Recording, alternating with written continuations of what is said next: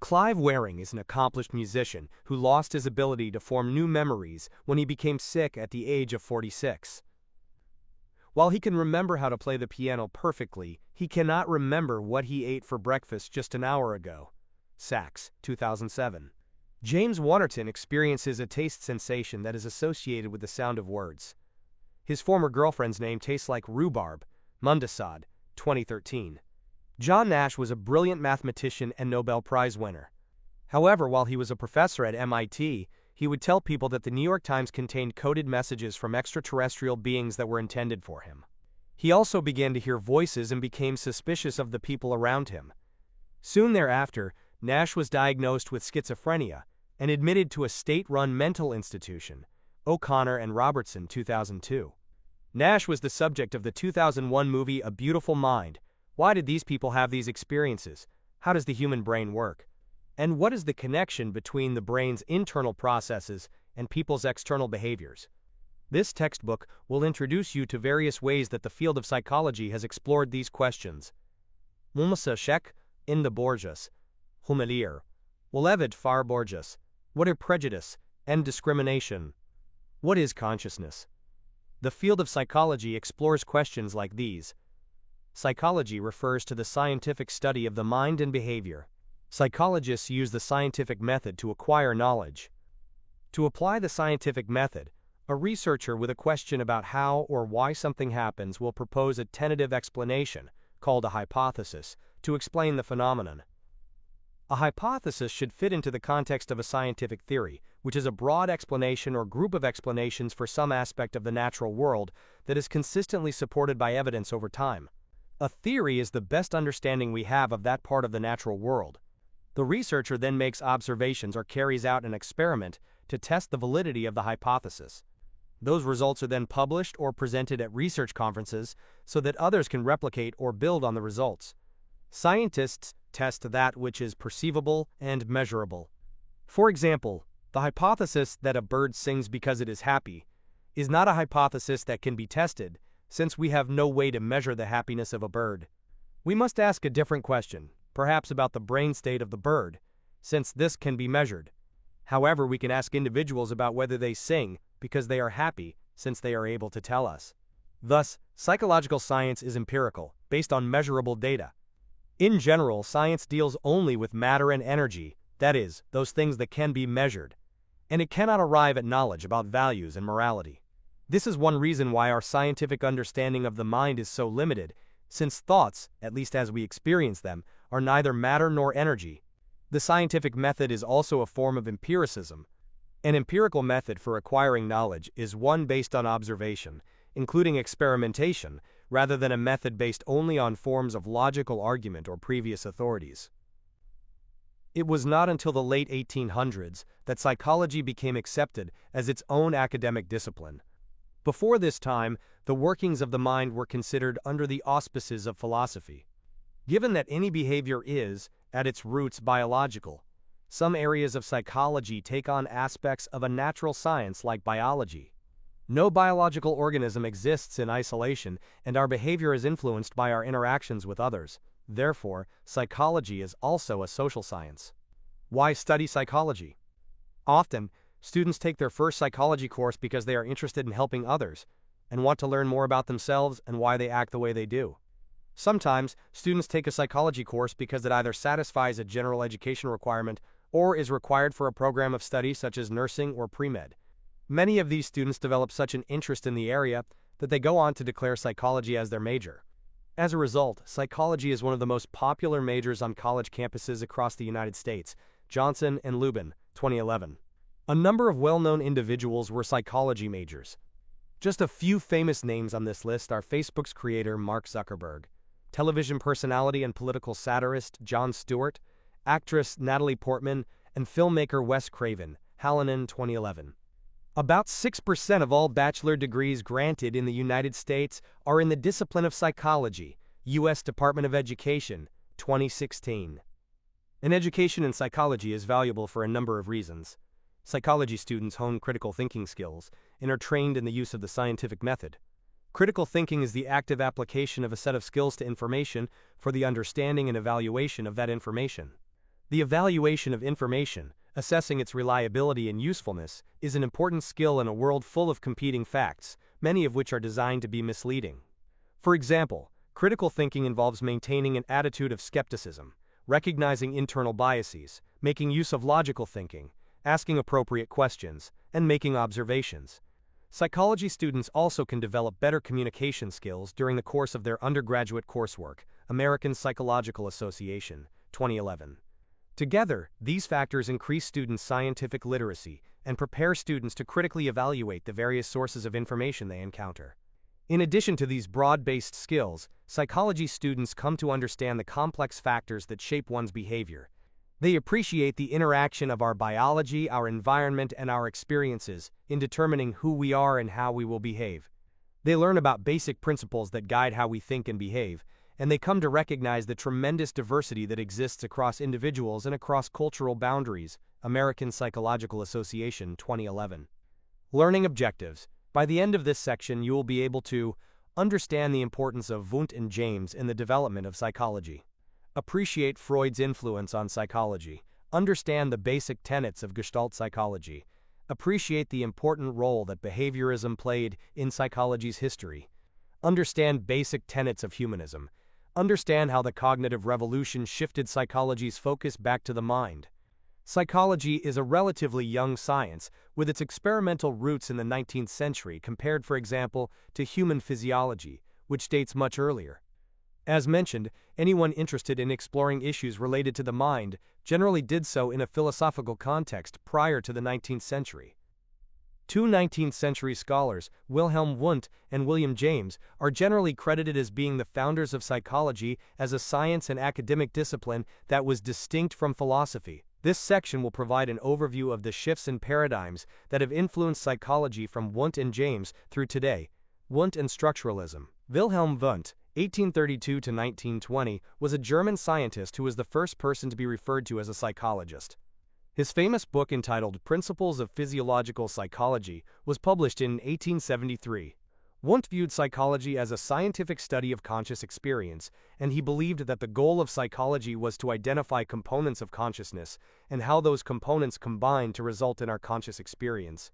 Wundt used introspection, he called it internal perception, a process by which someone examines their own conscious experience as objectively as possible, making the human mind like any other aspect of nature that a scientist observed. He believed in the notion of voluntarism, that people have free will and should know the intentions of a psychological experiment if they were participating. Danziger, 1980. Wundt considered his version experimental introspection. He used instruments such as those that measured reaction time. He also wrote Volker Psychology in 1904, in which he suggested that psychology should include the study of culture, as it involves the study of people. Edward Titchener, one of his students, went on to develop structuralism. Its focus was on the contents of mental processes rather than their function. Pickren and Rutherford, 2010.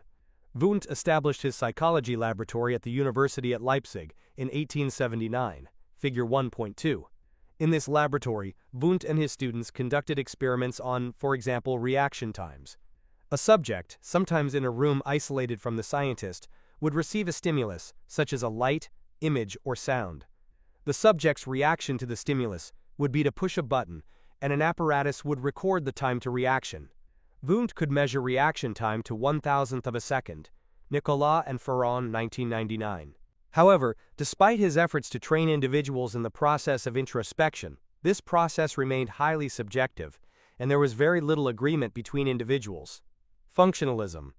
William James, John Dewey, and Charles Sanders Peirce helped establish functional psychology. Figure 1.3. They accepted Darwin's theory of evolution by natural selection and viewed this theory as an explanation of an organism's characteristics. Key to that theory is the idea that natural selection leads to organisms that are adapted to their environment, including their behavior. Adaptation means that a trait of an organism has a function for the survival and reproduction of the individual, because it has been naturally selected. As James saw it, psychology's purpose was to study the function of behavior in the world, and as such his perspective was known as functionalism. Functionalism focused on how mental activities helped an organism fit into its environment.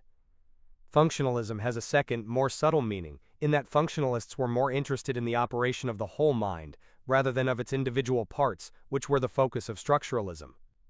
Like Wundt, James believed that introspection could serve as one means by which someone might study mental activities, but James also relied on more objective measures, including the use of various recording devices and examinations of concrete products of mental activities and of anatomy and physiology. Gordon, 1995. Freud and Psychoanalytic Theory. Perhaps one of the most influential and well-known figures in psychology's history was Sigmund Freud. Figure 1.4. Freud, 1856 to 1939, was an Austrian neurologist who was fascinated by patients suffering from hysteria and neurosis. Hysteria was an ancient diagnosis for disorders, primarily of women, with a wide variety of symptoms, including physical symptoms and emotional disturbances, none of which had an apparent physical cause. Freud theorized that many of his patients' problems arose from the unconscious mind. In Freud's view, the unconscious mind was a repository of feelings and urges, of which we have no awareness. Gaining access to the unconscious, then, was crucial to the successful resolution of the patient's problems. According to Freud, the unconscious mind could be accessed through dream analysis, by examinations of the first words that came to people's minds, and through seemingly innocent slips of the tongue. Psychoanalytic theory focuses on the role of a person's unconscious as well as early childhood experiences, and this particular perspective dominated clinical psychology for several decades. Thorne and Henley, 2005. Freud's ideas were influential, and you will learn more about them when you study lifespan development, personality, and therapy. For instance, many therapists believe strongly in the unconscious and the impact of early childhood experiences on the rest of a person's life. The method of psychoanalysis, which involves the patient talking about their experiences and selves, while not invented by Freud, was certainly popularized by him and is still used today. Many of Freud's other ideas, however, are controversial. Drew Weston, 1998, argues that many of the criticisms of Freud's ideas are misplaced, in that they attack his older ideas without taking into account later writings. Weston also argues that critics fail to consider the success of the broad ideas that Freud introduced or developed, such as the importance of childhood experiences in adult motivations, the role of unconscious versus conscious motivations in driving our behavior, the fact that motivations can cause conflicts that affect behavior, the effects of mental representations of ourselves and others in guiding our interactions, and the development of personality over time. Weston identifies subsequent research support for all of these ideas. More modern iterations of Freud's clinical approach have been empirically demonstrated to be effective. Knecht et al., 2008, Shedler, 2010. Some current practices in psychotherapy involve examining unconscious aspects of the self and relationships, often through the relationship between the therapist and the client. Freud's historical significance and contributions to clinical practice merit his inclusion in a discussion of the historical movements within psychology. Wertheimer, Kafka, Kohler, and Gestalt Psychology. Max Wertheimer, 1880 to 1943, Kurt Kafka, 1886 to 1941, and Wolfgang Kohler, 1887 to 1967, were three German psychologists who immigrated to the United States in the early 20th century to escape Nazi Germany. These scholars are credited with introducing psychologists in the United States to various Gestalt principles. The word Gestalt roughly translates to whole. A major emphasis of Gestalt psychology deals with the fact that, although a sensory experience can be broken down into individual parts, how those parts relate to each other as a whole is often what the individual responds to in perception. For example, a song may be made up of individual notes played by different instruments, but the real nature of the song is perceived in the combinations of these notes as they form the melody, rhythm, and harmony. In many ways, this particular perspective would have directly contradicted Wundt's ideas of structuralism. Thorne and Henley, 2005. Unfortunately, in moving to the United States, these scientists were forced to abandon much of their work and were unable to continue to conduct research on a large scale. These factors, along with the rise of behaviorism described next in the United States, prevented principles of Gestalt psychology from being as influential in the United States as they had been in their native Germany. Thorne and Henley, 2005. Despite these issues, several Gestalt principles are still very influential today.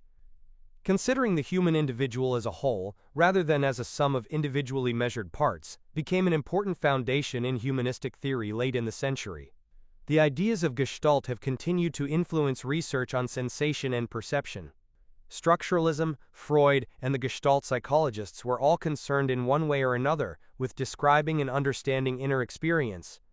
But other researchers had concerns that inner experience could be a legitimate subject of scientific inquiry, and chose instead to exclusively study behavior, the objectively observable outcome of mental processes. Pavlov, Watson, Skinner, and Behaviorism. Early work in the field of behavior was conducted by the Russian physiologist Ivan Pavlov, 1849 to 1936. Pavlov studied a form of learning behavior called a conditioned reflex, in which an animal or human produced a reflex, unconscious, response to a stimulus, and, over time, was conditioned to produce the response to a different stimulus that the experimenter associated with the original stimulus. The reflex Pavlov worked with was salivation in response to the presence of food. The salivation reflex could be elicited using a second stimulus, such as a specific sound, that was presented in association with the initial food stimulus several times. Once the response to the second stimulus was learned, the food stimulus could be omitted. Pavlov's classical conditioning is only one form of learning behavior studied by behaviorists.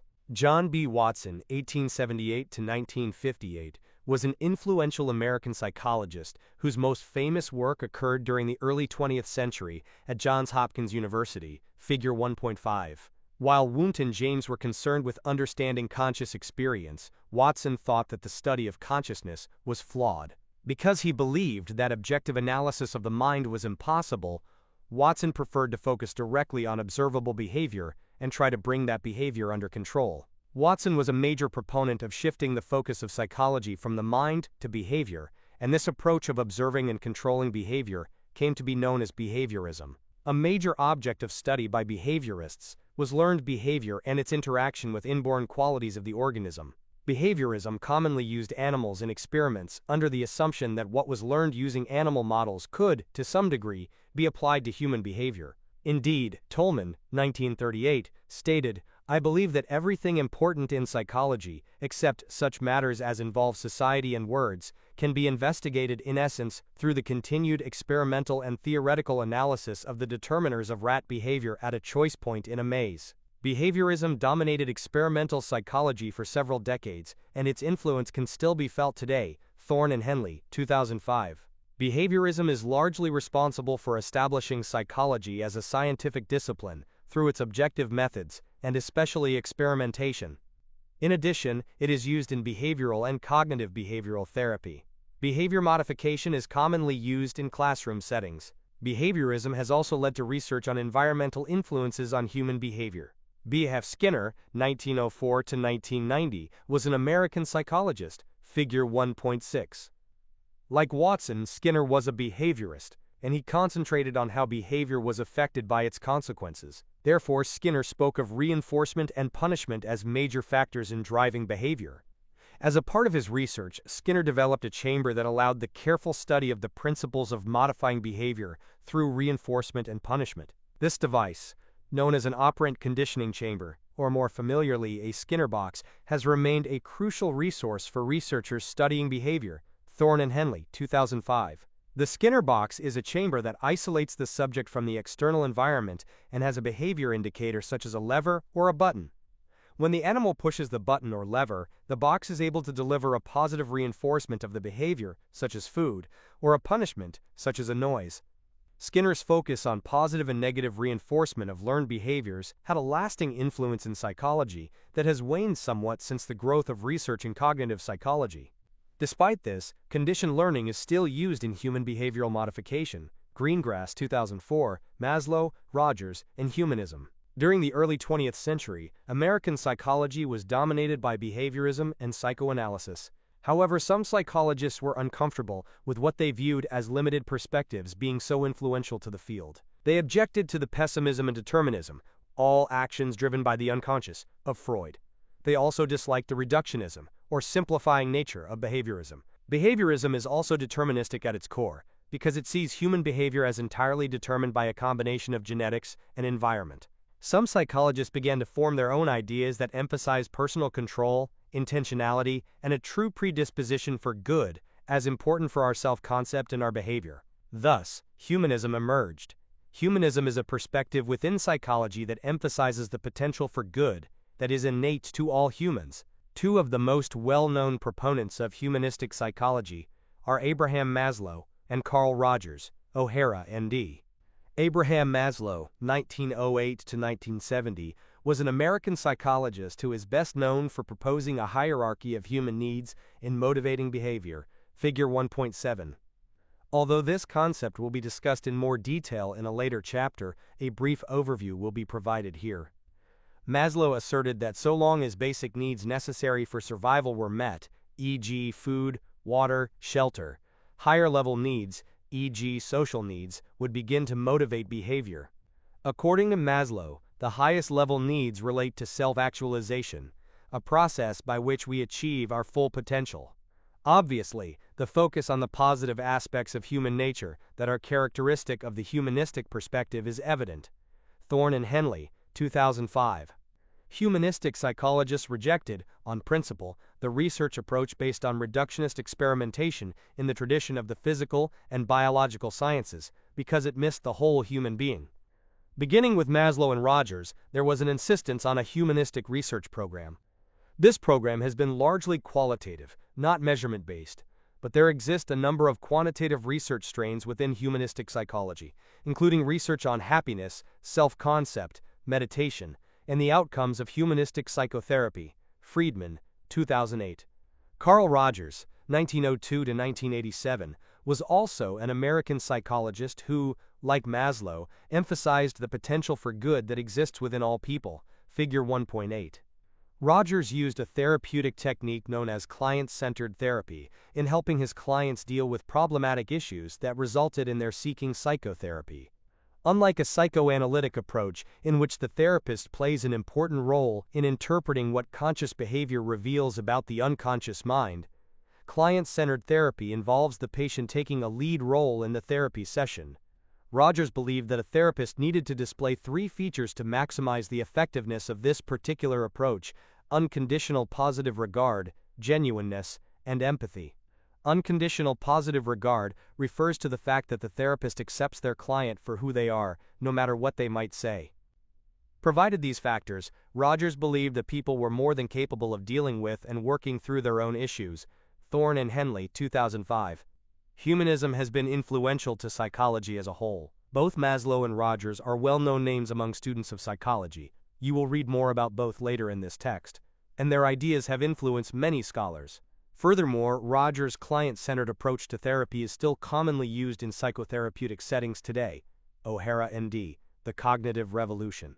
Behaviorism's emphasis on objectivity and focus on external behavior had pulled psychologists' attention away from the mind for a prolonged period of time. The early work of the humanistic psychologists redirected attention to the individual human as a whole, and as a conscious and self-aware being. By the 1950s, new disciplinary perspectives in linguistics, neuroscience, and computer science were emerging, and these areas revived interest in the mind as a focus of scientific inquiry. This particular perspective has come to be known as the cognitive revolution.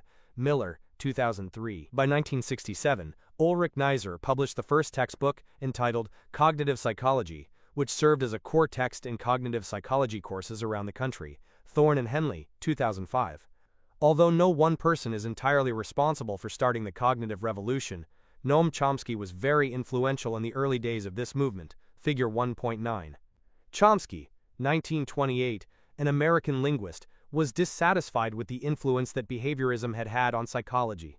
He believed that psychology's focus on behavior was short-sighted, and that the field had to reincorporate mental functioning into its purview if it were to offer any meaningful contributions to understanding behavior. Miller, 2003. European psychology had never really been as influenced by behaviorism as had American psychology, and thus, the cognitive revolution helped re-establish lines of communication between European psychologists and their American counterparts.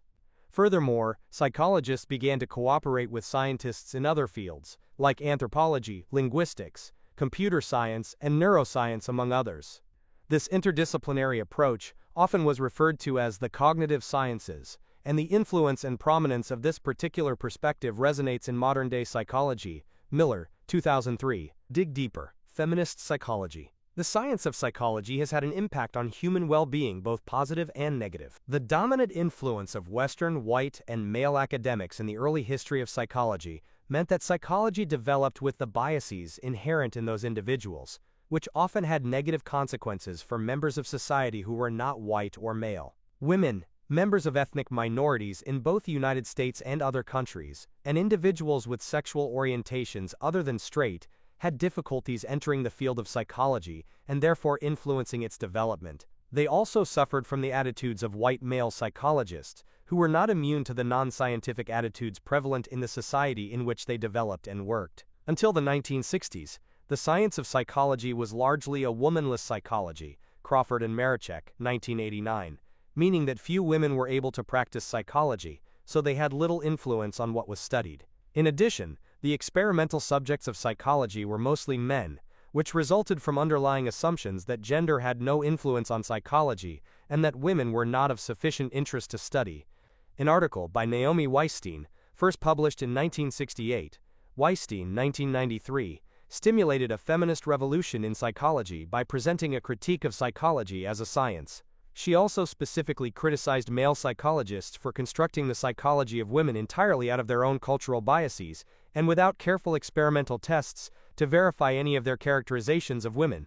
Weisstein used as examples statements by prominent psychologists in the 1960s, such as this quote by Bruno Bettelheim: "We must start with the realization that, as much as women want to be good scientists or engineers, they want first and foremost to be womanly companions of men and to be mothers."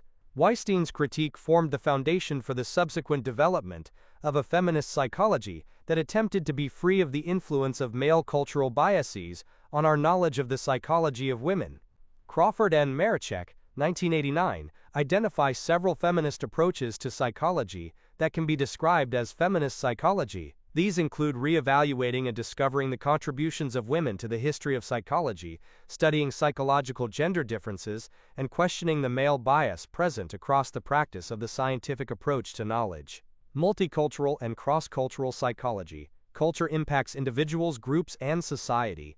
An ongoing issue researchers are trying to correct is that certain populations have been overstudied, and the results of these studies have been applied to other populations. For example, Henrik, Heine, and Norenzayan discuss how weird societies have been overstudied, and the results have been wrongly applied to non-weird societies. 2010. Weird stands for Western, educated, industrialized, rich, and democratic. Henrik, Heine, and Norenzayan found that there are many differences between people in the weird group and people in less industrialized, less urban, and non-Western societies. These differences occur in a variety of areas, including perception, cooperation, and moral reasoning. That is, people vary depending on their culture and environment. Multicultural psychologists develop theories and conduct research with diverse populations, typically within one country. Cross-cultural psychologists compare populations across countries, such as participants from the United States compared to participants from China. In 1920, Francis Cecil Sumner was the first African American to receive a PhD in psychology in the United States. Sumner established a psychology degree program at Howard University, leading to the education of a new generation of African American psychologists. Black, Spence, and Omari, 2004. Much of the work of early psychologists from diverse backgrounds was dedicated to challenging intelligence testing and promoting innovative educational methods for children. George I Sanchez contested such testing with Mexican-American children. As a psychologist of Mexican heritage, he pointed out that the language and cultural barriers in testing were keeping children from equal opportunities. Guthrie, 1998. By 1940, he was teaching with his doctoral degree at the University of Texas at Austin and challenging segregated educational practices. Romo, 1986. Two famous African-American researchers and psychologists are Mamie Phipps Clark and her husband, Kenneth Clark. They are best known for their studies conducted on African-American children and doll preference, research that was instrumental in the Brown v. Board of Education Supreme Court desegregation case. The Clarks applied their research to social services and opened the first child guidance center in Harlem. American Psychological Association, 2019. Listen to the podcast below, describing the Clarks' research and impact on the Supreme Court decision. The American Psychological Association has several ethnically based organizations for professional psychologists that facilitate interactions among members. Some psychologists belonging to specific ethnic groups or cultures are interested in studying their own communities, and these organizations provide an opportunity for the growth of research on the interplay between culture and psychology. Women in psychology. Although rarely given credit, women have been contributing to psychology since its inception as a field of study. In 1894, Margaret Floy Washburn was the first woman awarded the doctoral degree in psychology. She wrote The Animal Mind, a textbook of comparative psychology, and it was the standard in the field for over 20 years. In the mid-1890s, Mary Whiton Calkins completed all requirements toward the PhD in psychology, but Harvard University refused to award her that degree because she was a woman. She had been taught and mentored by William James, who tried and failed to convince Harvard to award her the doctoral degree. Her memory research studied primacy and recency, Madigan and O'Hara, 1992, and she also wrote about how structuralism and functionalism both explain self-psychology, Calkins, 1906. Another influential woman, Mary Cover Jones, conducted a study she considered to be a sequel to John B. Watson's study of Little Albert. You'll learn about this study in the chapter on learning. Jones' unconditioned fear in Little Peter, who had been afraid of rabbits, Jones, 1924. Ethnic minority women contributing to the field of psychology include Martha Bernal and Inez Beverly Prosser. Their studies were related to education. Bernal, the first Latina to earn her doctoral degree in psychology, 1962, conducted much of her research with Mexican-American children. Prosser was the first African-American woman awarded the PhD in 1933 at the University of Cincinnati. Benjamin, Henry, and McMahon, 2005. Learning objectives. By the end of this section, you will be able to appreciate the diversity of interests and foci within psychology, understand basic interests and applications in each of the described areas of psychology, demonstrate familiarity with some of the major concepts or important figures in each of the described areas of psychology. Contemporary psychology is a diverse field that is influenced by all of the historical perspectives described in the preceding section. Reflective of the discipline's diversity is the diversity seen within the American Psychological Association, APA.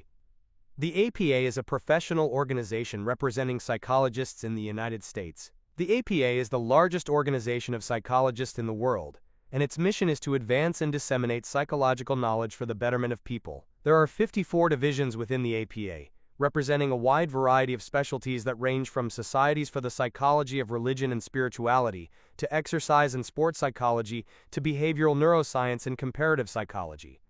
Reflecting the diversity of the field of psychology itself, members, affiliate members, and associate members span the spectrum from students to doctoral-level psychologists, and come from a variety of places, including educational settings, criminal justice, hospitals, the armed forces, and industry. American Psychological Association, 2014. G. Stanley Hall was the first president of the APA.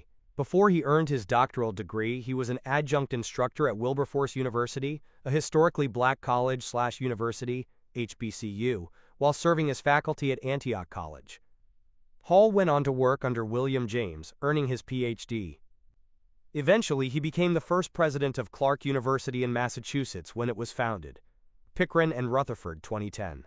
The Association for Psychological Science, APS, was founded in 1988 and seeks to advance the scientific orientation of psychology. Its founding resulted from disagreements between members of the scientific and clinical branches of psychology within the APA. The APS publishes 5 research journals and engages in education and advocacy with funding agencies. A significant proportion of its members are international, although the majority is located in the United States. Other organizations provide networking and collaboration opportunities for professionals of several ethnic or racial groups working in psychology, such as the National Latina O Psychological Association, NLPA, the Asian American Psychological Association, AAPA, the Association of Black Psychologists, ABPSI, and the Society of Indian Psychologists, SIP. Most of these groups are also dedicated to studying psychological and social issues within their specific communities. This section will provide an overview of the major subdivisions within psychology today, in the order in which they are introduced throughout the remainder of this textbook. This is not meant to be an exhaustive listing, but it will provide insight into the major areas of research and practice of modern-day psychologists. Biopsychology and evolutionary psychology. As the name suggests, biopsychology explores how our biology influences our behavior. While biological psychology is a broad field, many biological psychologists want to understand how the structure and function of the nervous system is related to behavior. Figure 1.10. As such, they often combine the research strategies of both psychologists and physiologists to accomplish this goal, as discussed in Carlson 2013. The research interests of biological psychologists span a number of domains, including but not limited to sensory and motor systems, sleep, drug use and abuse, ingestive behavior, reproductive behavior, neurodevelopment, plasticity of the nervous system, and biological correlates of psychological disorders. Given the broad areas of interest falling under the purview of biological psychology, it will probably come as no surprise that individuals from all sorts of backgrounds are involved in this research, including biologists, medical professionals, physiologists, and chemists. This interdisciplinary approach is often referred to as neuroscience, of which biological psychology is a component. Carlson, 2013. While biopsychology typically focuses on the immediate causes of behavior based in the physiology of a human or other animal, evolutionary psychology seeks to study the ultimate biological causes of behavior. To the extent that a behavior is impacted by genetics, a behavior, like any anatomical characteristic of a human or animal, will demonstrate adaptation to its surroundings. These surroundings include the physical environment and, since interactions between organisms can be important to survival and reproduction, the social environment. The study of behavior in the context of evolution has its origins with Charles Darwin, the co-discoverer of the theory of evolution by natural selection. Darwin was well aware that behaviors should be adaptive and wrote books titled The Descent of Man, 1871, and The Expression of the Emotions in Man and Animals, 1872, to explore this field. Evolutionary psychology, and specifically the evolutionary psychology of humans, has enjoyed a resurgence in recent decades. To be subject to evolution by natural selection, a behavior must have a significant genetic cause.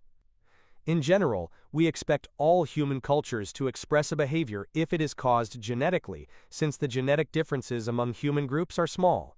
The approach taken by most evolutionary psychologists is to predict the outcome of a behavior in a particular situation based on evolutionary theory and then to make observations, or conduct experiments, to determine whether the results match the theory. It is important to recognize that these types of studies are not strong evidence that a behavior is adaptive, since they lack information that the behavior is in some part genetic and not entirely cultural. Endler, 1986. Demonstrating that a trait, especially in humans, is naturally selected, is extraordinarily difficult. Perhaps for this reason, some evolutionary psychologists are content to assume the behaviors they study have genetic determinants. Confer et al., 2010. One other drawback of evolutionary psychology is that the traits that we possess now evolved under environmental and social conditions far back in human history, and we have a poor understanding of what these conditions were. This makes predictions about what is adaptive for a behavior difficult. Behavioral traits need not be adaptive under current conditions, only under the conditions of the past when they evolved, about which we can only hypothesize. There are many areas of human behavior for which evolution can make predictions. Examples include memory, mate choice, relationships between kin, friendship and cooperation, parenting, social organization, and status. Confer et al., 2010. Evolutionary psychologists have had success in finding experimental correspondence between observations and expectations. In one example, in a study of mate preference differences between men and women that spanned 37 cultures, Buss, 1989, found that women valued earning potential factors greater than men, and men valued potential reproductive factors, youth and attractiveness, greater than women in their prospective mates. In general, the predictions were in line with the predictions of evolution, although there were deviations in some cultures. Sensation and perception. Scientists interested in both physiological aspects of sensory systems, as well as in the psychological experience of sensory information, work within the area of sensation and perception. Figure 1.11. As such, sensation and perception research is also quite interdisciplinary. Imagine walking between buildings as you move from one class to another. You are inundated with sights, sounds, touch sensations, and smells. You also experience the temperature of the air around you and maintain your balance as you make your way. These are all factors of interest to someone working in the domain of sensation and perception. As described in a later chapter that focuses on the results of studies in sensation and perception, Our experience of our world is not as simple as the sum total of all of the sensory information or sensations together.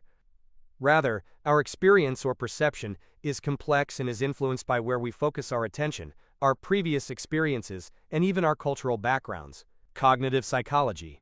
As mentioned in the previous section, the cognitive revolution created an impetus for psychologists to focus their attention on better understanding the mind and mental processes that underlie behavior.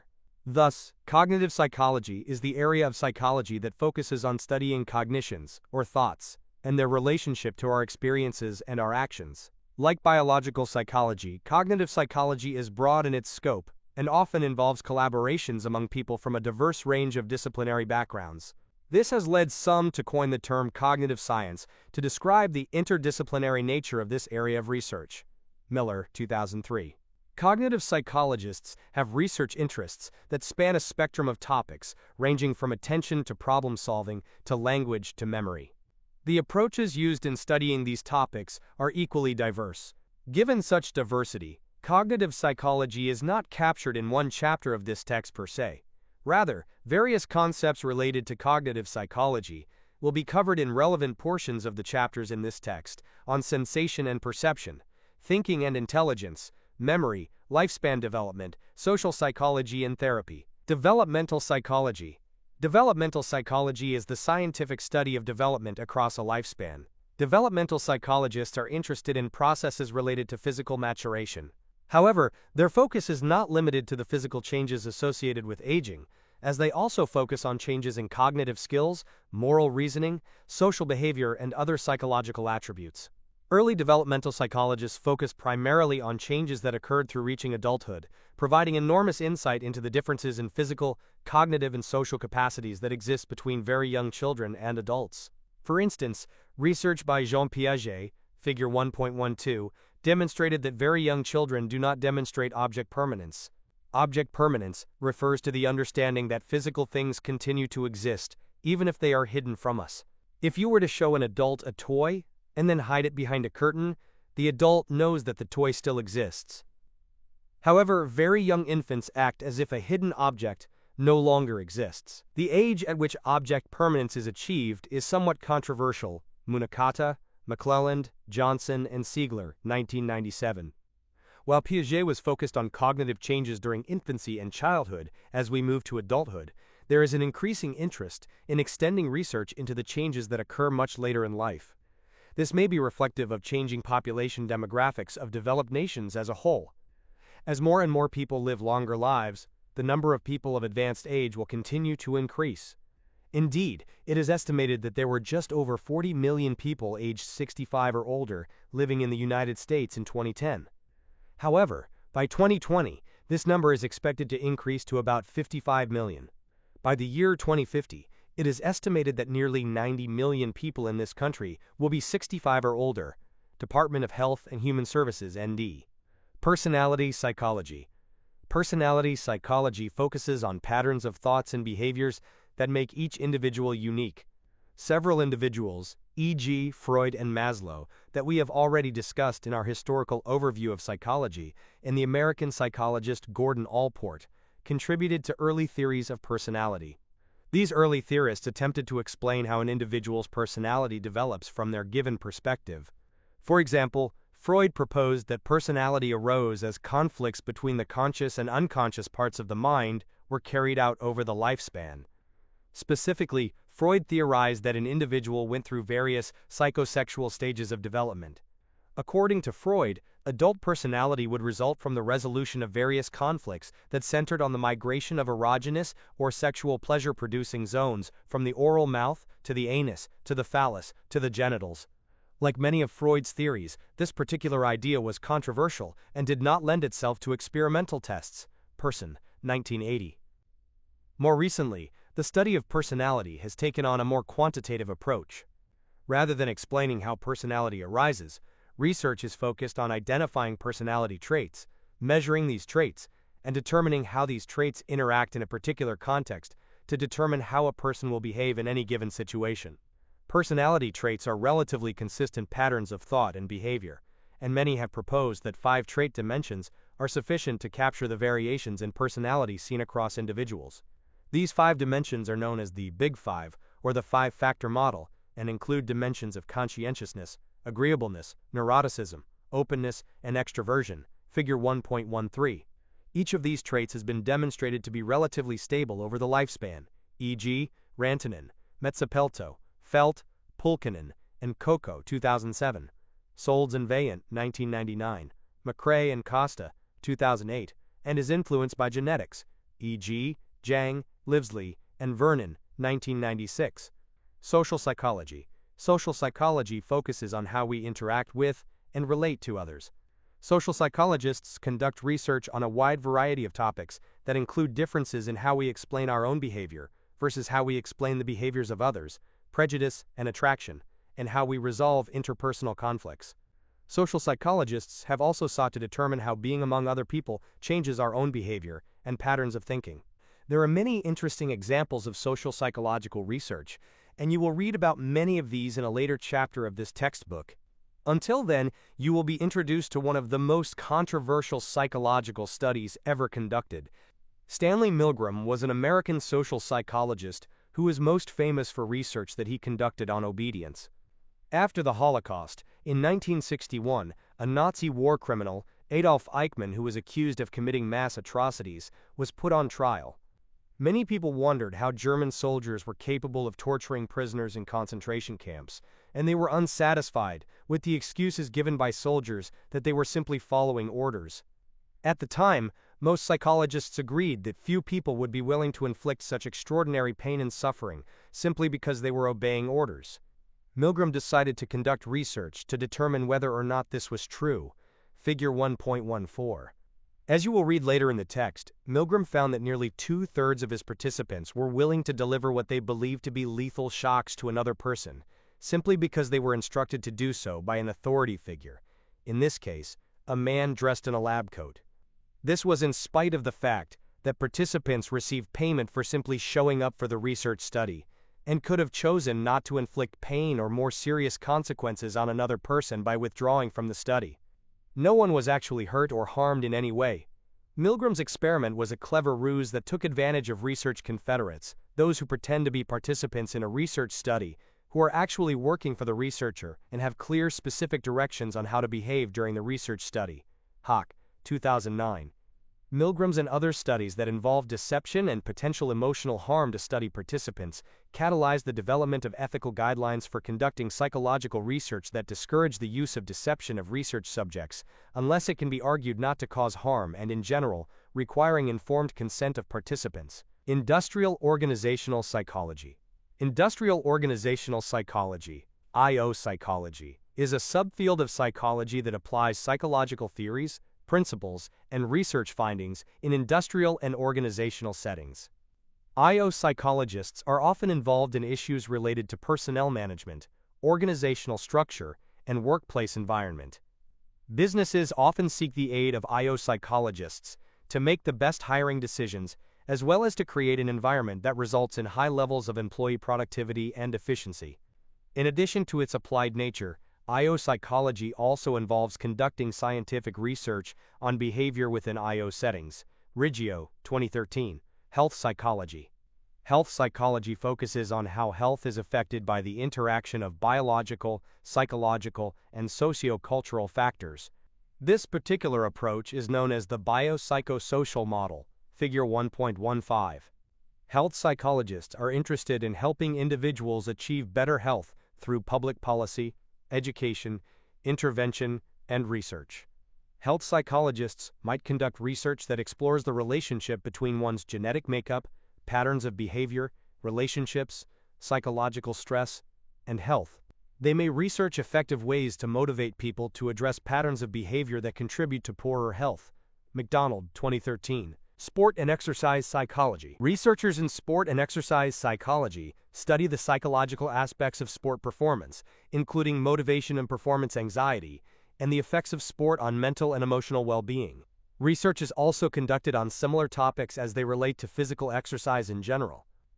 The discipline also includes topics that are broader than sport and exercise, but that are related to interactions between mental and physical performance under demanding conditions, such as firefighting, military operations, artistic performance, and surgery.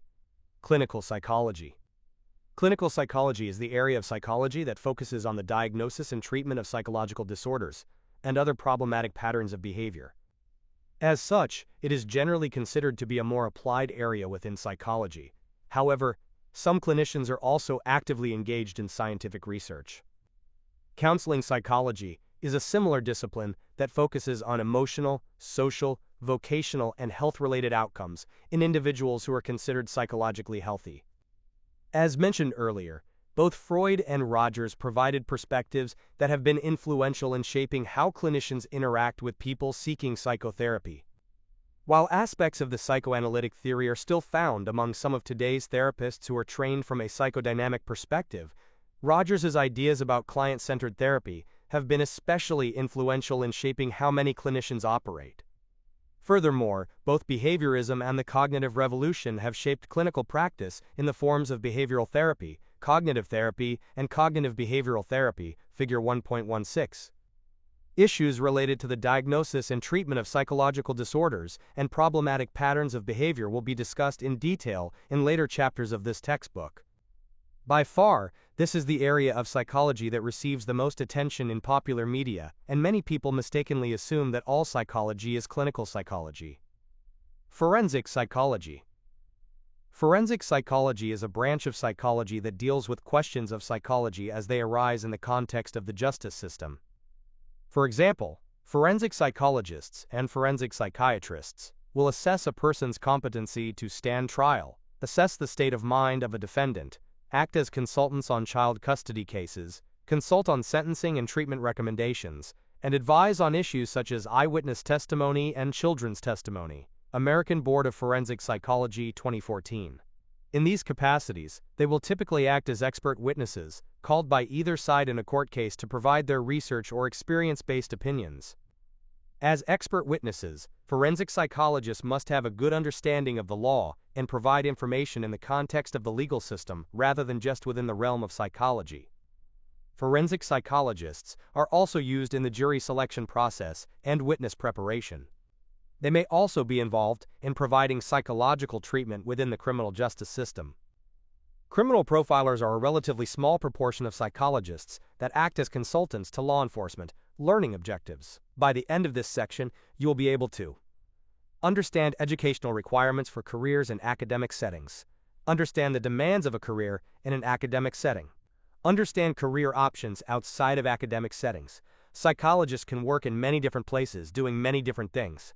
In general, anyone wishing to continue a career in psychology at a 4-year institution of higher education will have to earn a doctoral degree in psychology for some specialties and at least a master's degree for others. In most areas of psychology, this means earning a PhD in a relevant area of psychology. Literally, PhD refers to a Doctor of Philosophy degree, but here, philosophy does not refer to the field of philosophy per se. Rather, philosophy in this context refers to many different disciplinary perspectives that would be housed in a traditional college of liberal arts and sciences. The requirements to earn a PhD vary from country to country, and even from school to school, but usually, individuals earning this degree must complete a dissertation. A dissertation is essentially a long research paper or bundled published articles describing research that was conducted as a part of the candidate's doctoral training. In the United States, a dissertation generally has to be defended before a committee of expert reviewers before the degree is conferred. Figure 1.17. Once someone earns a PhD, they may seek a faculty appointment at a college or university. Being on the faculty of a college or university often involves dividing time between teaching, research, and service to the institution and profession.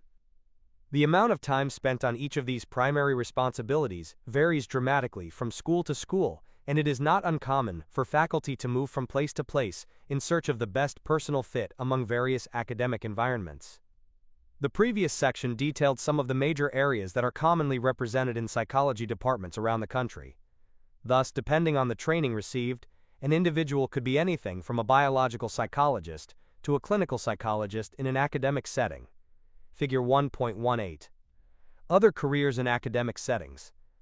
Oftentimes, schools offer more courses in psychology than their full-time faculty can teach. In these cases, it is not uncommon to bring in an adjunct faculty member or instructor.